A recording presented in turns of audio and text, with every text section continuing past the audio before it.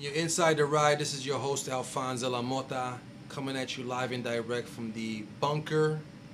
I'm here hanging with my guy, Rifle MC. What up? What up? He's been a long time MC and just a raver in general. We're gonna share some pretty fun, on topic stories regarding what basically what my podcast is about and what I cover, which is everything from underground rave parties to selling drugs to street stuff that we saw. Or Whatever came with it. It came with it. Which Had extras. was a whole, it was a circle of sharks all around the rave Networking. scene. Started a network pre-social media.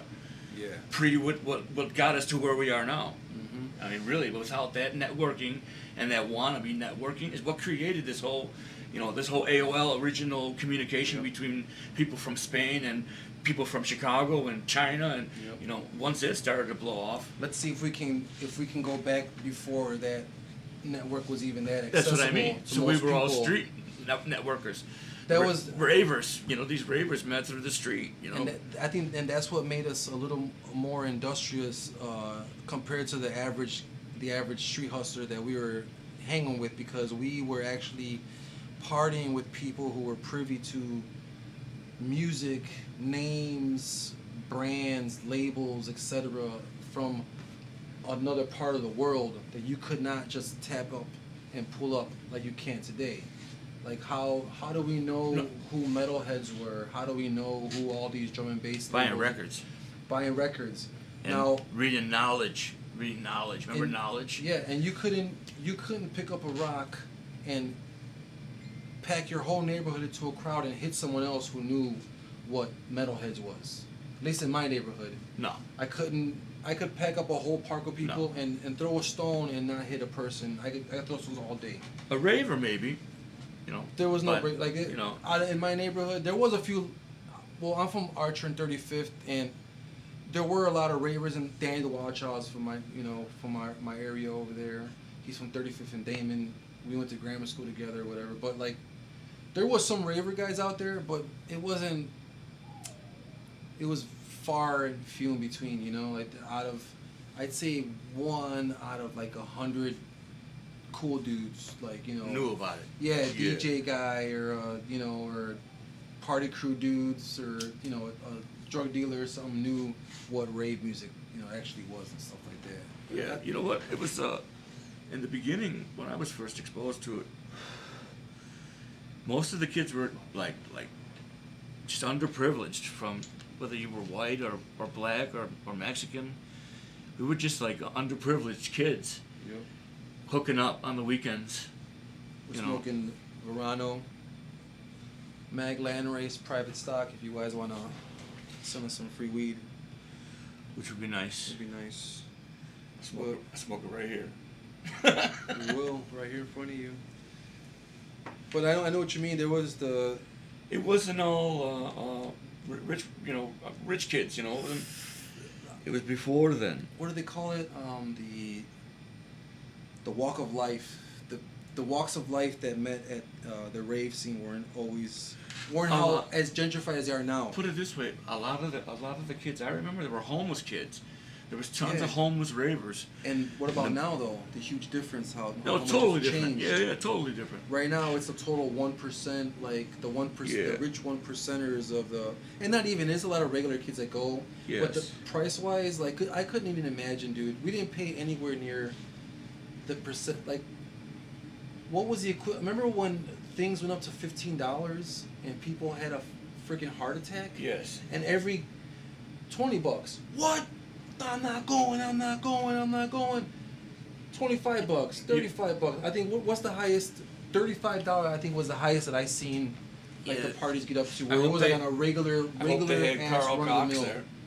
But remember, yeah, exactly. But a regular run of the mill night, I think the highest it got to was like 35, where they would have some big headliner there. I don't know. You always let me in. Yeah, I never paid for a boogie track party. Yeah, those were done. Why don't you tell me about maybe what's one of the most epic like MIA event like stories that like behind the scenes shit. maybe it's some funny shit or just some epic shit. We talked about that, the one with the cop. We'll talk about that again in a little bit because that's one we gotta cover. That was pretty funny. About when the cops came and they were like, "Yeah, carry on." You remember? Oh fuck, man. See, most of the MIA shit never really had run-ins with the police. No, right? They always pulled it off, actually, even in the hood. You know why I think, man? I think because with drum and bass, we had such a niche market. We had such a niche market that our crowd wasn't coming all night. All night, different people Came, all night. Yeah. Our people came. Everyone came by midnight And chilled. and partied, Yeah. and then just kind of Broke off. as the night went off. Yeah. It kind of you know, dipped in attendance as the night progressed. Versus house music, where everyone loves house music, and anybody and their mother. One hilarious party to me was the one that was at Division and Cicero, in that bar on the corner. Okay, or maybe North and Cicero, North or Division and Cicero. And now where that was located at was like I would say the most hardcore part of the West Side that Chicago has to offer. I would say it's in that neighborhood of where it's the most fucking hardcore pimps, like actual pimps, prostitutes, crack sales, heroin sales, corrupt police. And I remember that party went off. There was actually kids lined up. I remember there was kids lined up down North Avenue. I used to picture it all the time. Yeah. You remember that? Yeah. Now, I remember going off, man. That party went off hard as fuck. But I think it was like around maybe 3 a.m., maybe 4 a.m. when those gangbangers walked in there, and they're like they came up to you and came up to us and were like, okay, this shit's over in 5 minutes. And we knew because they all had on pimp hats and just the West Side, chains and bitches. And we were like, shit, we turned into the little ravers at that point. We're like, okay, yeah. These were like some conservative vice lords. Well, but Al was all fucked up. And we ended up, I think you too, we ended up chilling there. No, we for like, there. I stayed there for like another 45 minutes. And it just turned into like a ghetto house, booty. Yep. DJ got up there and started DJing.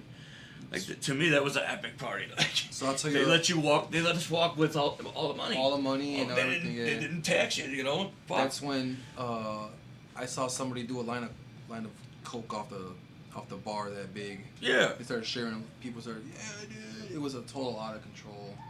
Yes. Totally out of control party. So that party was fucking epic. The one in the hallway party will always be. Yeah, Deep in the Jungle 2. Yeah, that was a sick party. The production on it was sick too. You know, just the way it went down. My boy Oscar, man, Jazz Wheeler, he came in. He worked with Mark Martin. The light guy. Yeah, for years in the rave days, and he was just DJing, just being a grown man now, and we're like, yo, what do we need? That I have a what I'm pointing to is a laser controller. That laser controller, and a couple other things is all. And that laser right there that I have set up there is what we used to make that party look that dope. We cut out huge MIA letters like this out of foam core. I mean, they wouldn't even fit. I remember. Yeah. Huge. Yeah, the white ones. Yeah.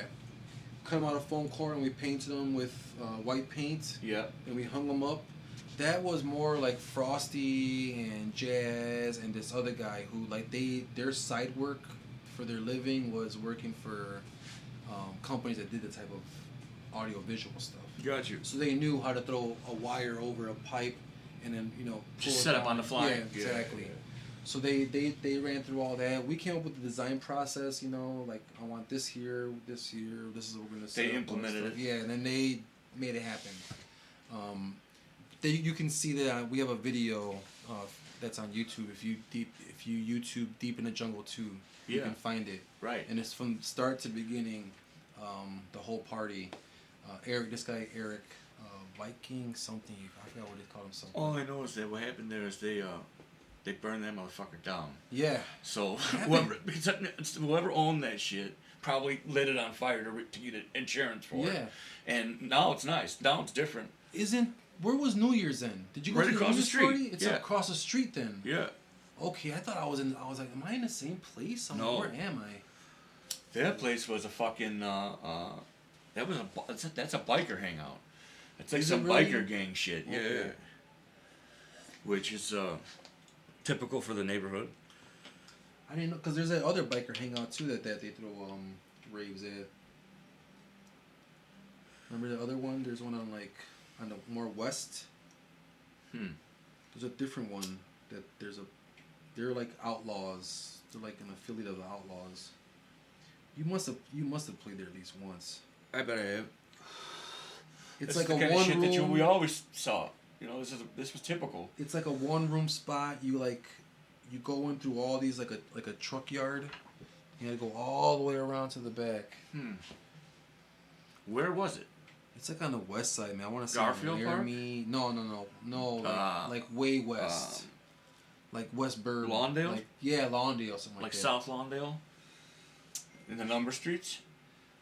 So Cross the 290? maybe South on 290? maybe like where does it clear up after Pulaski? Yeah, after Pulaski, because the Pulaski's like where it's real fucked up. Right. So like after Pulaski, a little more north, like just to the border, like It's gotta be Lawndale. something like that. Well, that's where Another fucked up neighborhood. it's a biker hangout where I know Adonis threw a party there before, and I played. It's a few actually parties typical there. because they're down. Yeah, and they got Would the cops expect- under control. Yeah, they're down. Yeah, That was always. I mean, the police big were thing, always man. the main. that's a big Is the thing. main concern, and I was always a pro on like how to work in an area and know whether this is gonna happen or it's not gonna happen. Because I've been to a lot of places where people are like, "Man, it's huge. It's got all the power you need. It's got bathrooms. Oh, but it's got a garage door. Yeah, Can't do it." fucked. Because Too the loud. garage door is facing the street. The street is facing like a church. The church is it can't work. That's you how. know? That's how I knew that one party was in the fucking hood. Which one? The 2-6 party. Oh, that one. Those- Well, that one was fine because that was in the hood. Yeah. Oh, right, because I had the garage door. Yeah, the garage. Yeah, door. and But we I was didn't like, it was care. straight. Yeah, we didn't care. Yeah. We didn't care. Nobody gave 'cause a it was in fuck. the hood. No. Up text me like in the way that they didn't like. They saw I didn't make a bunch of money because it was hard to get people there.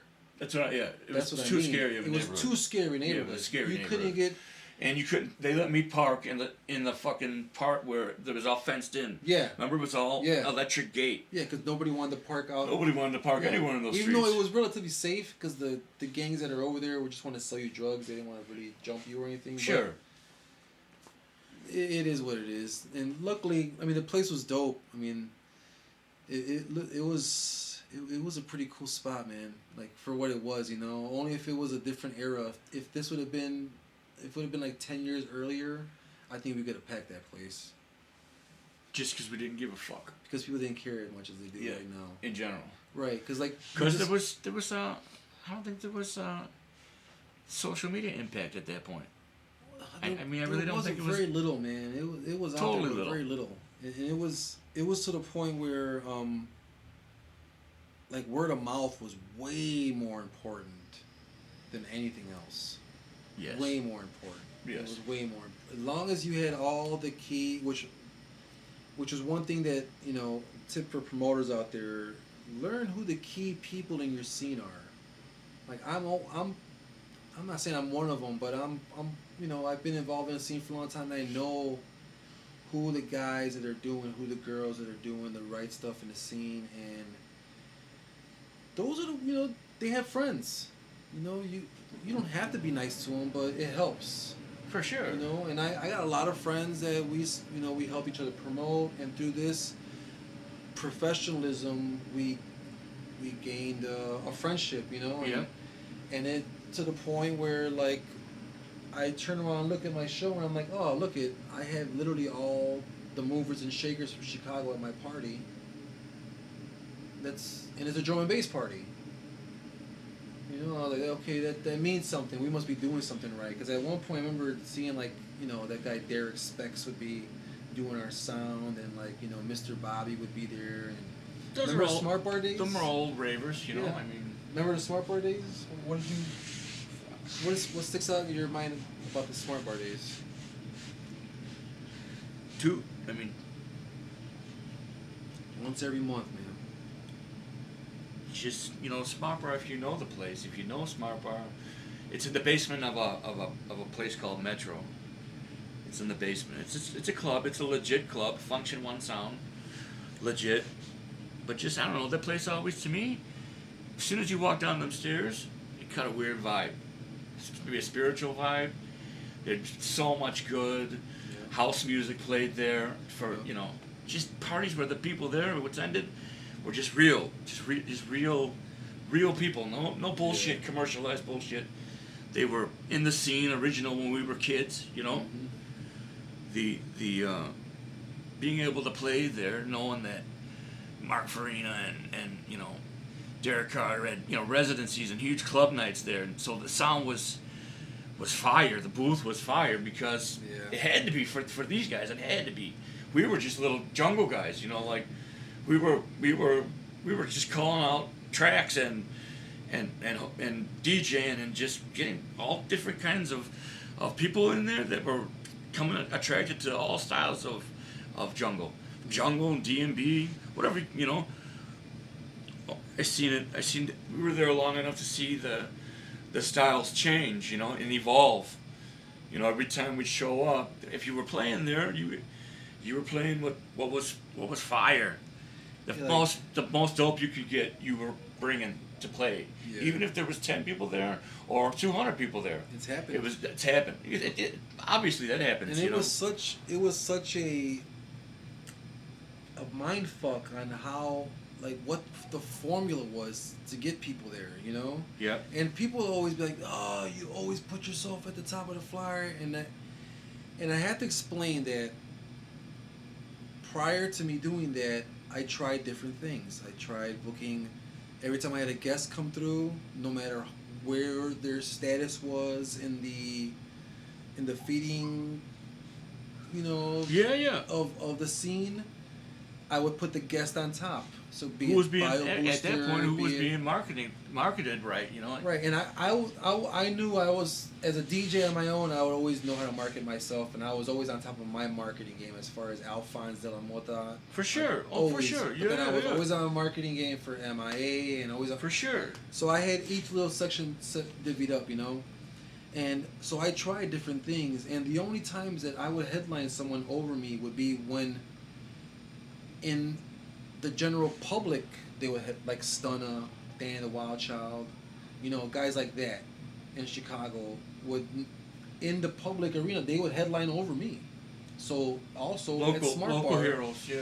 Well, just anywhere in the world, really. Like if me and Danny the Wild Child were on a flyer together, Danny would be above, right? For 100%, yeah. And that just, nothing changed in Smart Bar regardless whose night it is, and that's how I operate. I never operated where I always saw like, yo, I gotta be on top, and I gotta be, at the top with the best.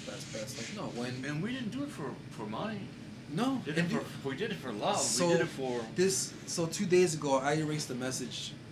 This guy sent me we both know him too. I'll let you know who he was. This guy who used to work for this guy 3J, and he sent me a message to the fact, because I think I shared the MIA page or something like that, and I think he thought he was being funny, but he said, like, MIA ain't shit, man. You guys never took over anything. Yeah.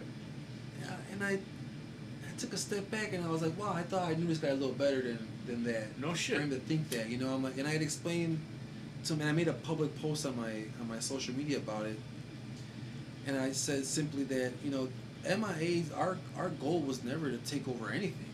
Our goal was to simply spread and push the envelope with drum and bass. The only reason MIA ever came on the scene in the first place was because, first off, in 2006, the rave scene was dead. Right. It was dead. There was nothing going on in 2006. Nobody was thrown. Nobody. there was any kind of real jungle party. Yeah, Bass by the Pound was only had their Wednesday night, and they weren't doing Okay. any hard music though. They was all liquid. There occasionally they'd bring Trace, but they would never hire one of us, you know. A-sides. Yeah, A-sides Yeah, or he was good. someone like He's that. good, You know, yeah. they would bring some guys like that. But I've been there a few times for I used to go there all the Headies, time. yeah, You know, yeah. I used to go there all the time. But at the same token, they were never booking any of the guys who in the future became, you know, MIA crew. And part of the reason that we started MIA crew was because as a response to no hard music being played, because none of us played liquid really. You know, we all played harder music. So we decided, I was like, you know, we're the ones Raga. missing in action. Yeah, but Raga. they barely booked that even. You know, like once in a No. while. We had an MIA. Yeah, A lot of the MIA DJs, the original ones, they like playing raga. yeah, There were we original played raga DJs in Chicago. Riverman, you know, Riverman, yep. where the roots came from raga jungle, you know. Yeah. Yeah, those were the fun. So I see him once in a while. Riverman's, yeah, he's doing pretty good, man. Yeah. He's still the same happy, kind of Yeah. chill dude. Yep. He did have a little. I seen his dark side though. He's got a dark side. It's fucked. Yeah, Kidding? he had a dark side. And I was like, when he showed it to me, I was like, oh, The whole, okay, it's there. I think the whole crew in general's got a dark side. That's what kind of brought us together. Yeah. Uh, Yeah, it was cool, man. I mean, when would you say like we started in 2006, but when was like the peak? I'd say like 4 years in. right? 4 years in. We had Conky, rest in peace, Yeah, rest in peace. who we could always count on to for fucking photos. He for was photos always on because he was on photos. he was on the Adderall, Mhm. and we knew that we could drag his ass to any party, any shooting we wanted to do. Yep. He's gonna be there. Hours and hours of pictures. Yep. Videos, all pictures, kinds of some shit. crazy stuff we couldn't use. One time, But- I think Carl Cox was actually playing in Metro, right? Mhm.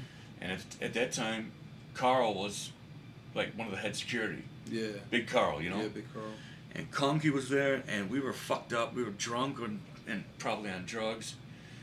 And we were partying, and somehow Conky went up them stairs. Like when you walk into the Metro, that first stretch, and you go to the right, Mhm. you can go backstage. Yeah. Well, somehow we got backstage, for whatever, and he came out and apparently fell down the fucking stairs. And Carl's like, yo, Rifle, you gotta get your boy out of here, you know. And he's going, I'm fine, you know. Yeah. What do you mean? I'm Let fine. me just put my knee back in. I'm fine. We put him in the back of the old caravan I had, and he's fucking crying the whole way home. That was some hospital shit. Fucked the shit up. I think my favorite nights at Smart Bar were probably like when we got to. I'm not sure if you were there, but we got like James Amato took us upstairs to the very top. 4th floor? Yeah, to the 4th floor theater up there. Where it's fucking haunted as fuck. Yeah, where it's haunted. Yeah, where Prince played a show. I was up there and- with Paul Johnson once. Yeah. Yeah. Yeah. Man. And Conky. Yeah. That's what you know that song, get down. Yeah. Okay. He asked Conky's fucked up again. He asked Paul Johnson, hey, if I do a D&B remix of Get Down, you care? He's like, you think I give a fuck what you do with that thing? At that point, Paul was so sick of people talking to him about it. You know, and he's the coolest fuck. Like I communicate on Facebook to him. You know, I'm always liking his posts because he's posting weed and shit all the time. You know. Yep. But he's a legend. He's a Chicago legend. Yeah, Paul Johnson's cool, man. I saw him. Somebody was posting. Somehow we got him up to the fucking 4th floor, and we smoked. But I don't know why we went up. I think it was just to go up there and see what it was. Well, that's where you smoke at, basically. Yeah, at that time, 'Cause because it's we was private. highly illegal Yeah. still at that time. Yeah, not legal how it is now. Some of you kids who see this in the future aren't going to realize that we were going to the ghetto to buy $10 worth of weed, risking our life, our car. It's fucked. To get to, I used to go to what they call Motown, which was like on the south side, like 60th and Ashland, in that area, 60th, 65th, 63rd and Ashland, in those neighborhoods. In the Black Hood? In the black In the neighborhoods. Black Hood, yeah. To buy, and they would be open air drug markets. You could buy everything For from sure. heroin to And still. to 40s probably. Still, on the you street still level, do that, you yeah. know? Yeah, it's still there, but Still there. we would go there for weed for this kind of weed, which hopefully Verano will Pick this up. send us It'll be some. good. Even just a couple grams. Yeah, Gives a fuck. yeah. You know? Anything is good, especially for junglists, man. And a guy named DELAMOTA, Hey, come on. and this guy here, look at him, he's got weed written all over him. And on them, yeah. Yep. So. The whole legal weed thing here is dope. I enjoy it, man. Yeah. I enjoy it. I think. It's a weird element to old smokers. There's always a taboo involved, Yeah. which I don't think goes away. But like the younger generation, They don't care. totally different. It's like They don't salt look and at it the pepper. same, yeah. It's like salt and pepper to them. It's like no big deal. It's Yeah. just some seasoning, some shit that my dad has in a jar on the shelf. Yep. You know? Which is a good thing. Yeah.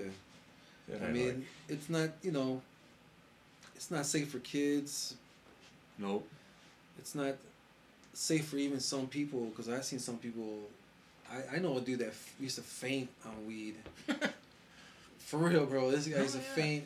He used to faint on weed. One time we were in my garage, and he's like sitting on my car like this. Then I'm on that side of my car, on the driver's side, and he's on the passenger, and he's leaning in the car. He's like, "Yeah, man," and we're smoking, and we're passing it back and forth over the car, because we're all around it. And he's like, "Yeah," and he's like, and then, and he dropped. He like dropped the blunt on top of my car. I was like, "Hey!" And I reached over, grabbed it, and he dropped it because he was fainting. He like went, Was it blasted? He fucking went back. On some boom, Cheech and Chong shit? boom, hit the car. He was Boom, blasted. hit the door, and then hit the floor. We were like, holy shit, dramatic, dude. Like, you couldn't just fall straight down. You gotta fucking pin ball off the fucking. What about that one? There was a one house that .com's house? No. Were you there? Back in the day, that Sub-Zero's house Oh. off of Division, like a little Yeah. past Garfield Park. I was there once with Fats and Tay, and that thing got raided. And Tay took off with the tank, and they Yeah. took Sub-Zero out back and beat the fuck out of him. The cops did? Yeah, the cops did, and then the cops made everybody sit down along the whole perimeter of the inside of the house, 2 floors. And they were going. One, I think that white shirt was going along saying, "Let me see your ID. Palatine, Displains, Yeah. Aurora, Yeah. Naperville, Winnetka. What the fuck are you guys doing here?" Yeah. And then he got his ass kicked because they were like, "You can't bring people in this." That's like the biggest open market, drug market Yeah. on the west side. Remember, you walk out the front door, there's guys selling heroin there. And Yeah. there. Yeah.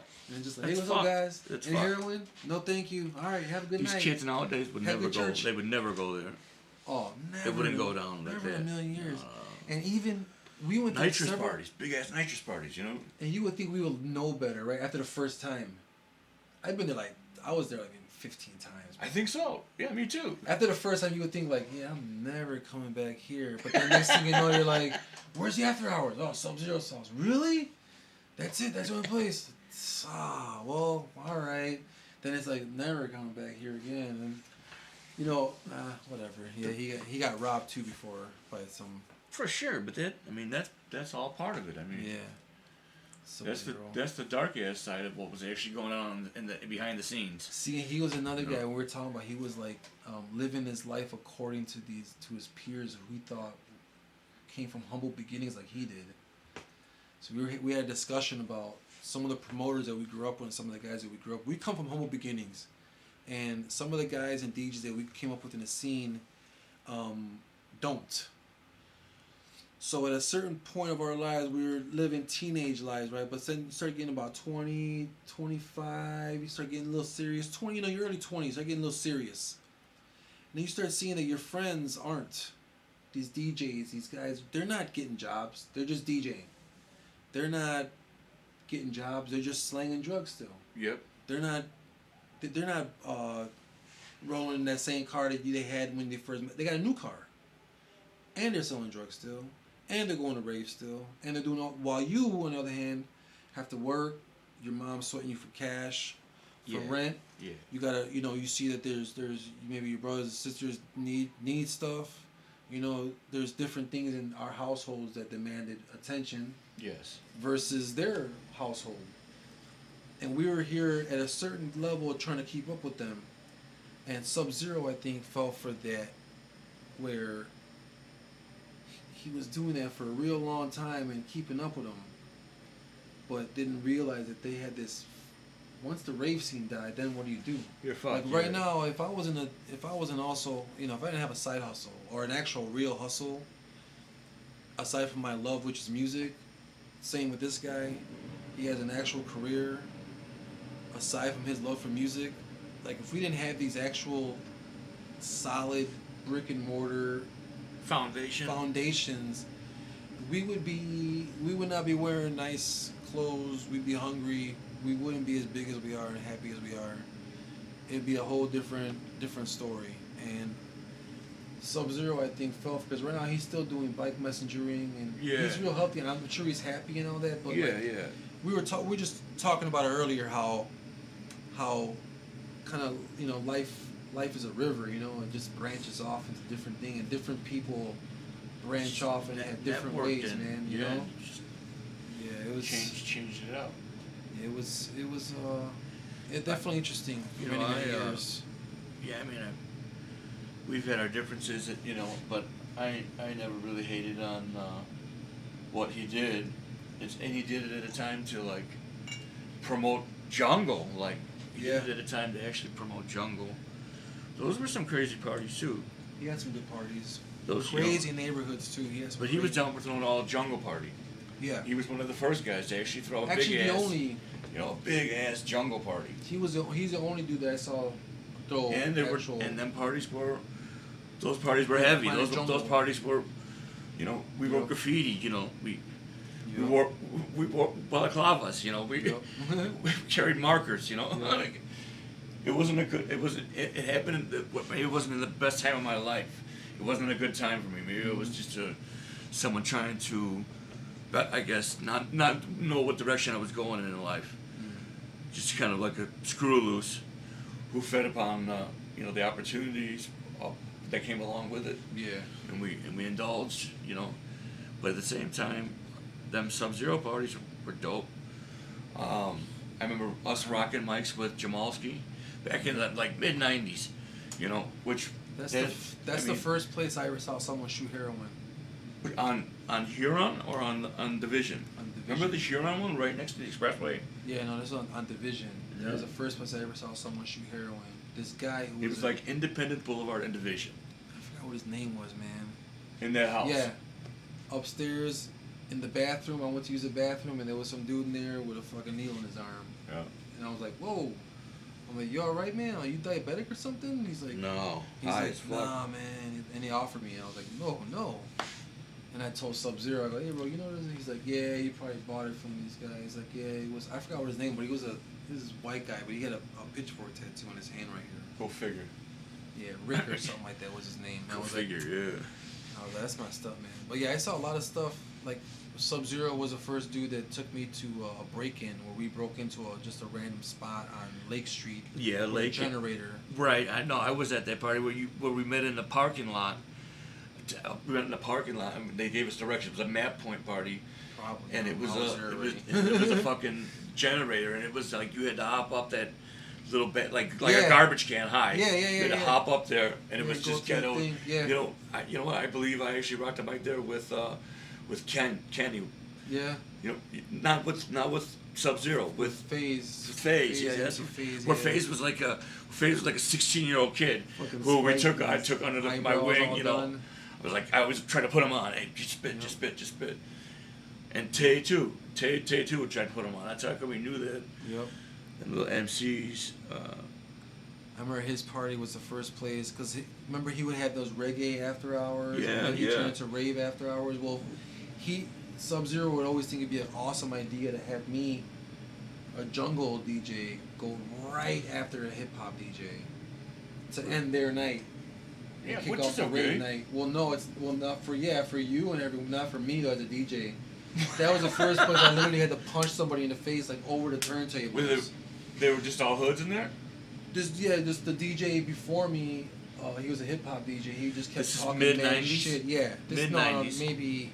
Yeah. 94? Yeah, 90, no, not that early. 96?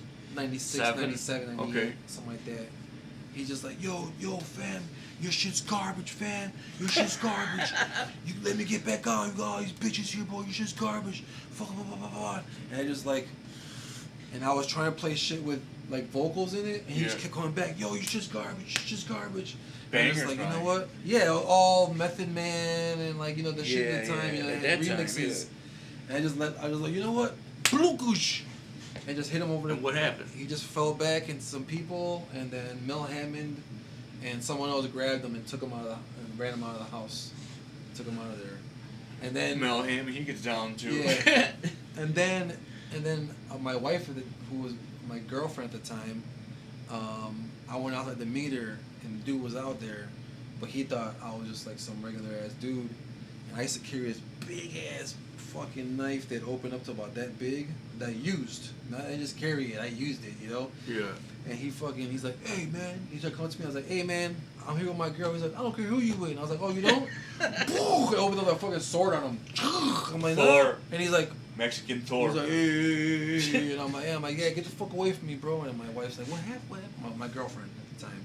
She's like, what happened? I'm like, nah, nothing. I answered her. I never let her see that stuff. It was funny. But I think we had a good convo, man. Yeah. We had a good convo. We should do this again. We'll have some topics and shit like that. But No. this is Rightful MC right here. You got anything you got coming up that you? Yeah, I wish. Yeah, right. I have to put my mask on. Yeah. Go out in public. Yeah. The fuck? This It's- COVID shit Go to the grocery bullshit. store and put your Yeah. mask on. So, but I've been being safe. Yeah, I've been being safe. I've been good. We got Yeah. little daughters at home. Yeah, And, family's been good.